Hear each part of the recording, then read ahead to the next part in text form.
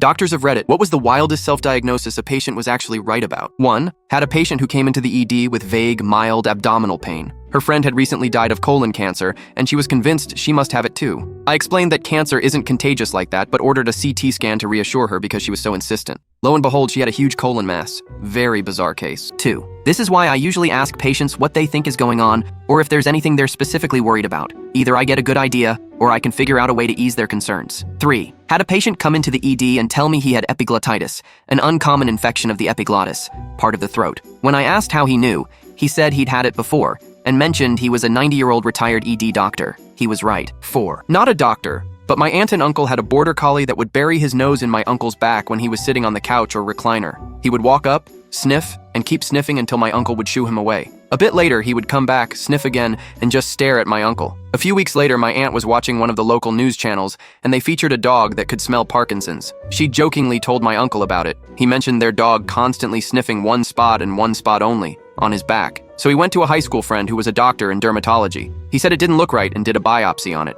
Sure enough, he had skin cancer. But they caught it early, and all he ended up with was a scar on his back. 5. Me. Doctor, I have a kidney stone. Doctor, no blood in urine. Can't see anything on the ultrasound. 3 days later. Me. My stone is causing pain and cold sweats. Doctor, let's talk about an x-ray of your spine. Doctor, there's a slight misalignment. Could be a trapped nerve. Referred to a spinal surgeon. 2 days later. Me. Taking a piss. WTF was that? Me. Doctor, here's the 4mm stone.